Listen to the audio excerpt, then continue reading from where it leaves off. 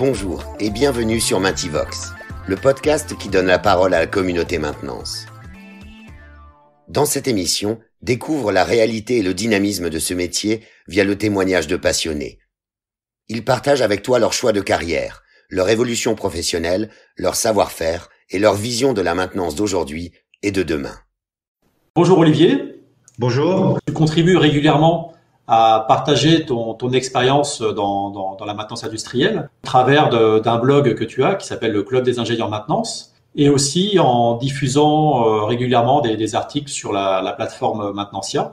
Et je voudrais aujourd'hui qu'on aborde un article que tu as écrit récemment qui est intitulé « Ingénieur maintenance, quelles compétences ?» Ouais.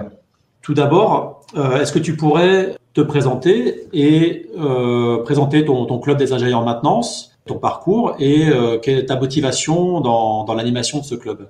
D'accord. Moi, c'est Olivier Girard. Je suis de formation ingénieur automaticien et j'ai fait toute ma carrière, 32 ans, chez Renault. J'ai commencé par être responsable maintenance de la tollerie à Flins, à l'usine de Flins. Après, j'ai été responsable des services techniques de l'usine de Flins. Puis après, j'ai voulu passer aux méthodes, mais le directeur de l'usine, à l'époque, m'a dit « il vaudrait mieux que tu ailles en fabrication ». Bon, alors j'ai fait 2 ans de fabrication, l'enfer. J'ai voulu revenir vers la technique et j'ai donc abouti aux méthodes centrales à Billancourt, qui donc rayonnent sur l'ensemble des usines. Et là, j'étais responsable de projet au niveau des outillages pour monter le véhicule. Poser les pare-brises en automatique, poser le sous-caisse en automatique et tout ça. Donc ça, je me suis régalé. Et après, maintenance, méthode, et je suis revenu à la maintenance en tant que chef de projet de la politique maintenance des usines Renault, de l'ensemble des usines, Espagne, Slovénie, sur l'ensemble du monde, et en liaison avec Nissan, qui avait bien démarré avec nous. Donc, j'ai fini ma carrière en tant que chef de projet de la politique maintenance. Alors, en 2 mots, la politique maintenance, c'est définir aux usines le meilleur savoir-faire en prenant à droite et à gauche des savoir-faire, en coordonnant ces savoir-faire pour que toutes les usines bénéficient d'expériences des uns et des autres. Voilà. D'accord. Sur la réduction des coûts, sur les effectifs nécessaires, parce que chaque fois dans une usine, il faut se battre pour défendre ses effectifs. Et moi, je donnais aux usines des outils permettant de justifier des effectifs au juste nécessaire. Ça a été très bien chez Renault. D'accord, donc prendre l'expérience des uns pour enrichir les autres. Ouais, tout à fait. De partage d'expérience. L'expérience des uns est le trésor de tous.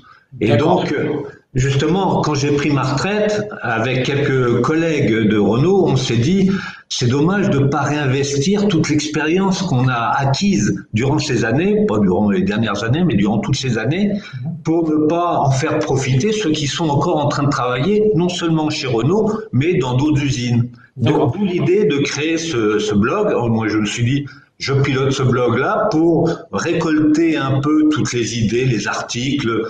Chaque membre de ce club peut participer en proposant des articles, en proposant des visites industrielles. On est très tourisme industriel dans le club. On aime bien aller voir Airbus, la RATP, la SNCF. On navigue un peu donc dans beaucoup d'entreprises pour pas être que Renault. C'est vrai que parmi les 60 membres de ce club-là, la majorité sont des anciens de Renault, la mafia Renault un peu. Mais on est ouvert à tout le monde. Il y a des gens de la DGA, il y a des gens de SEB, parce qu'on a été visiter l'usine de SEB. Et du coup, le responsable maintenance fait partie du club aussi, et c'est inscrit dans le club. Donc, à chaque fois qu'on fait une visite, on inclut le responsable maintenance qui nous reçoit dans notre club. Tu partages des expériences sur les compétences. Et est-ce que c'est ça, enfin c'est ce qui a inspiré un peu cet article-là sur le dernier article, ingénieur maintenance, quelles compétences? Oui, j'ai des dadas qui sont un peu le management, la gestion des compétences, parce que c'est pas ce qu'on apprend dans une école d'ingénieur. On apprend la technique, on apprend le brainstorming, on apprend le manager un peu, mais le côté gestion du personnel, gestion de la compétence qui s'anticipe dans les nouveaux projets avant que le projet nous arrive et ainsi de suite. Donc moi, ça a été mon dada pendant pas mal d'années et du coup, j'aime bien faire ces articles sur la compétence. D'accord. Est-ce que tu pourrais nous donner une idée, une définition de ce que c'est que les compétences? Les compétences, il y a beaucoup de définitions. Même la FNOR qui donne une définition qui est la compétence professionnelle correspond à la mise en œuvre en situation professionnelle de capacités qui permettent d'exercer convenablement une fonction ou une activité.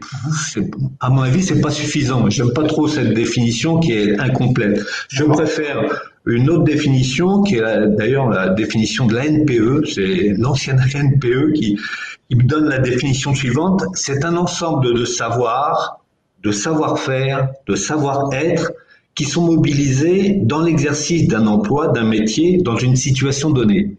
Donc ça, c'est bien comme définition. 3 critères, savoir, savoir-faire, savoir-être.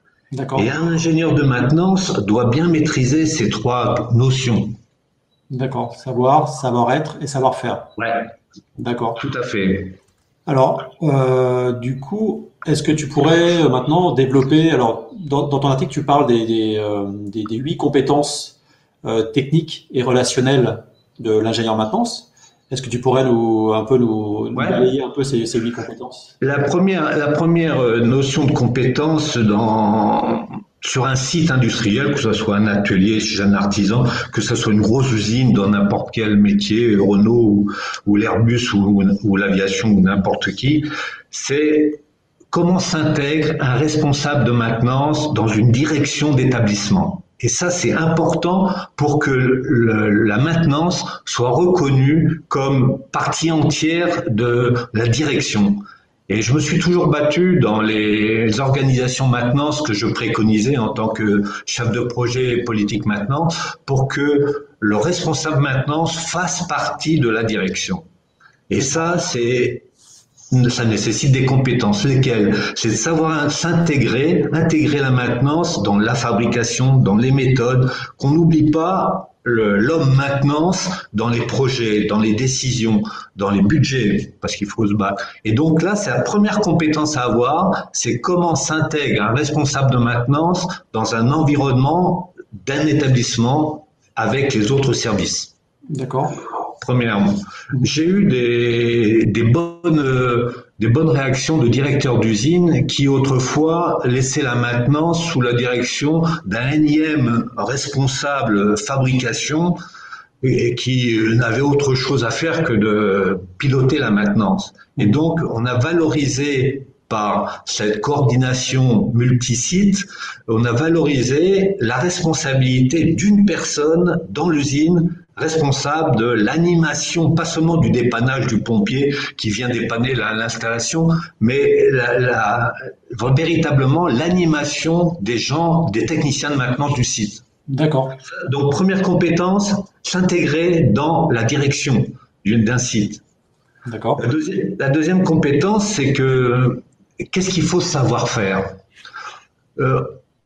Il faudrait considérer le responsable de maintenance comme un généraliste. Le généraliste en médecine, il connaît un petit peu tout, mais il connaît pas des domaines particuliers. Et donc, je dirais que pour un responsable de maintenance, le savoir, c'est d'abord d'être bien généraliste dans toute la technologie utilisée dans le site. On n'a pas besoin de tout savoir, mais il faut savoir où se trouve le savoir dont on a besoin. On n'a pas besoin de tout savoir, mais il faut savoir à quelle porte frapper quand on a besoin d'une compétence particulière. Dans une usine, j'avais un petit labo électronique qui était les super dépanneurs de niveau 3 et niveau expert à Flins. Donc moi, par rapport à eux, j'étais nul. Je savais pas tout ce qu'ils savaient, mais je savais les utiliser quand mes techniciens d'atelier butaient sur un savoir et n'arrivaient pas à dépanner. Donc c'était le deuxième niveau de dépannage que j'appelais grâce à ces gars-là qui étaient vraiment des experts. Ça, c'était le savoir. Le savoir-être, après, c'est on en revient à la gestion des compétences des hommes. Savoir être, c'est avoir une aptitude managériale pour ne pas vivre avec la compétence de ces gars qui vivotent.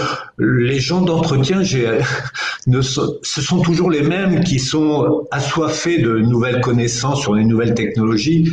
Et puis la masse des autres techniciens, ils ronronnent dans leur coin avec ce qu'ils ont appris un petit peu sur le terrain, un petit peu dans leur processus de formation. Mais il faut manager tout ça, il faut entraîner tout ça, il faut anticiper. Quand il y a un nouveau projet qui arrive avec des nouvelles technologies, si on n'a pas anticipé quelle technologie on allait avoir l'année suivante, donc former notre parc, notre effectif de techniciens à ces nouvelles technologies qui nous arrivent, et Dieu sait si ça évolue rapidement d'une année sur l'autre, eh ben on est en retard. On arrive, c'est le fournisseur qui nous forme plus ou moins à l'arrivée des installations, et puis on pagaille après derrière on rame pour essayer de se former sur des installations qui sont arrivées. Non, il faut anticiper tout ça. D'accord. Et la gestion des compétences, c'est au fil de l'eau, c'est un travail quotidien. Donc là, il faut une compétence de manager sur cette gestion des compétences. D'accord. Bon, je ne parle pas de la compétence de gestionnaire, puisque les coûts de maintenance sont une charge quand même pour une entreprise, pour un site, pour un atelier. Et donc, un bon gestionnaire, un responsable de maintenance doit être un bon gestionnaire. Et pour être un bon gestionnaire, il faut avoir surtout de la main-d'œuvre, puisque le coût de main-d'œuvre fait partie en grande quantité de ces coûts de maintenance. Il faut savoir quel est l'effectif nécessaire pour remplir ma mission de responsable de maintenance du site, de l'atelier ou d'ailleurs. Et donc, pour ça, avec Renault, on a développé des outils permettant de définir des quotas communs à tout le monde, définissant pour, par exemple, en tôlerie, il faut tant de personnes pour faire 1000 points de soudure. Sur une voiture, il y a 3000 points de soudure. Hein. Et donc, on avait ramené ça à 10 000 points de soudure. Comme ça, toutes les usines avaient un quota d'un nombre d'effectifs de maintenance pour 10 000 points de soudure. En emboutissage, on avait des quotas pour tant de coups de presse. D'accord. En peinture ou en montage, c'était le nombre de véhicules qui passaient. Voilà. Rapidement, je dis gérer les compétences. Gérer les compétences d'une manière un peu formalisée, parce que si on mesure pas, on peut pas évoluer. Quels critères, quels arguments on a vis-à-vis d'un directeur d'usine? Moi, j'ai 125 mecs à la maintenance. Le directeur, il me dit, avec 100, tu dois pouvoir faire. Oui, mais combien de pompiers faut-il dans une caserne de pompiers dans le centre de Paris? C'est aussi des arguments. Moi, avec 125, je dois y aller. Pourquoi pas 130? Pourquoi pas 100? Donc, on a construit, tout au moins chez Renault, des outils donnant aux responsables de maintenance des billes et une manière de quantifier le nombre d'effectifs nécessaires à la mission à remplir pour avoir une fiabilité acceptable des ateliers. D'accord, intéressant. C'est un bon outil. Alors bon, après il faut, dans les compétences qu'on demande à un responsable de maintenance, il faut un petit peu quand même de savoir faire au niveau GMAO, au niveau tout ce qui est logiciel utilisé par les gars de maintenance. Ça nécessite, quand on discute avec eux, de savoir de quoi ils parlent. Donc il y a un minimum de connaissances à avoir dans tous ces logiciels informatiques, quoi. Hein. D'accord. Que ce soit GMAO, Maxer, DiagDef ou d'autres logiciels spécifiques à la maintenance. D'accord. Alors, arrivons maintenant à l'homme maintenance. Il faut que l'homme maintenance, il y a beaucoup de cas de figure où l'homme maintenance est un pompier. Il faut pas se leurrer, hein, on l'appelle en dépannage quand ça va pas. C'est le docteur qu'on appelle quand on est malade. Donc il y a tout ce sang-froid et cette réactivité à acquérir dans les compétences d'un responsable de maintenance pour qu'il soit capable de gérer et de résoudre des situations d'urgence et de prendre des bonnes décisions. Un exemple, tous les mois d'août, les usines ferment chez Renault. J'étais responsable un mois d'août de Flins et j'avais comme mission de faire la vidange d'un très très gros réducteur qui assurait le transfert de toutes les caisses en tôlerie. C'est un gros transfert, donc un immense réducteur qui faisait 3 mètres sur 2, quoi, le gros truc. Hein. Et je donne à ce boulot-là un technicien qui me dit, bon, Michel, tu vas purger et vidanger le réducteur. Ça allait pas très vite. Il a mis la moyenne pression du 4 bar sur le réducteur qui a explosé par surpression, par une connerie, quoi. Et donc ça, on était à 3 jours de la reprise, donc du redémarrage de l'usine, un gros réducteur comme ça. Donc là, c'est le cas de pompier, pas de panique les gars, il faut que ça redémarre dans 3 jours. Et donc, j'ai fait le tour des autres usines et j'ai trouvé à Billancourt le même réducteur. Coup de chance. Coup de chance. Donc le temps de le faire venir, de le mettre dans la fosse et tout ça, bon, on a tenu les délais, ça s'est bien passé. Mais ça, c'est l'exemple pompier, hein,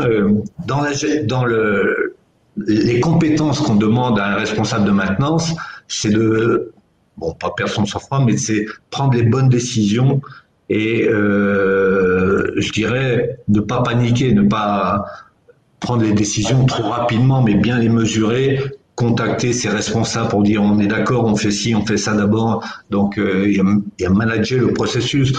C'est l'image de la maintenance dans l'usine. Donc, c'est une très grosse compétence qu'on doit demander aux responsables de maintenance. Savoir gérer. Ça, on n'apprend pas ça dans les écoles d'ingénieurs. C'est sur le terrain qu'on apprend ça. Et c'est cette expérience-là que je veux faire partager pour bien savoir comment prendre les bonnes décisions au bon moment quand on est responsable de maintenance. Après, c'est être visionnaire et à l'affût de bonnes idées. Pour moi, c'est ne pas se contenter de gérer le train-train de tous les jours, mais toujours d'être une force de proposition. Qu'est-ce qu'on peut améliorer? D'être force d'investissement. Si j'investis ça, qu'est-ce que je vais gagner? Et donc, ne pas accepter d'être le gardien de ce qui existe, mais d'anticiper et de proposer à la direction une amélioration, des plans de fiabilité, du nouveau matériel, une sous-traitance à la place de notre effectif parce qu'on n'a pas la compétence. Ça serait trop cher de gérer des compétences qu'on utilise pas forcément tous les jours. Donc il y a toute cette activité je dirais à l'affût des bonnes idées, améliorer les choses, l'amélioration, la fiabilité, c'est une chose. Anticiper la fiabilité, donc améliorer les installations, c'est autre chose. Et il faut pas oublier ces deux volets. D'accord. Mais ça demande un effort, parce que le plus facile, c'est de suivre le train-train, il n'y a pas de problème aujourd'hui, non, tout va bien. Non, il faut, quand ça va bien, il faut anticiper, dire qu'est-ce qu'on peut améliorer encore plus, quoi. Du coup, la maintenance, c'est vraiment une démarche volontaire pour pratiquer l'amélioration continue et voilà, essayer de trouver des moyens d'éviter des pannes ou Un autre exemple, Miroslav, c'est qu'est-ce qu'il faut sous-traiter, qu'est-ce qu'il faut pas sous-traiter. Et j'ai fait tout un article qui va apparaître d'ailleurs dans Maintenancia sur comment gérer la sous-traitance en maintenance. Il y a des savoirs qu'il faut absolument garder. Il y a des choses, sans parler d'un secret de confidentialité, mais il y a des choses qu'on doit absolument garder chez soi, donc gérer les compétences permettant de le garder, d'autres qu'on peut tout à fait sous-traiter avec, je dirais, une plus-value, avec des coûts peut-être de prestations qui sont inférieurs aux coûts de maintenance du site. Donc, il faut faire tous ces calculs-là. Ça fait partie aussi de cette anticipation, ne pas se contenter. Quelquefois, on sous-traite parce qu'on manque d'effectifs ou parce que il y a un coup de collier à donner lors d'un nouveau projet, par exemple, qui vient d'arriver dans un site. Mais savoir sous-traiter, c'était une fonction et une compétence d'un responsable de maintenance d'un site. D'accord. Bon, bah, du coup, je lirai avec attention ton prochain article. Ouais. Du coup, au niveau des compétences, tu as fait le tour? Eh ben, si on veut faire, c'est un sacré profil qu'on demande aux responsables de maintenance. Hein. Je ne parle pas de cette motivation qu'il doit avoir, mais dans tout métier, on doit avoir de la motivation. Si on aime son métier, on a de la motivation. Le responsable maintenance a des heures très longues à passer sur le terrain, même en week-end. La vie de famille, quelquefois, est un peu passée derrière la vie de travail.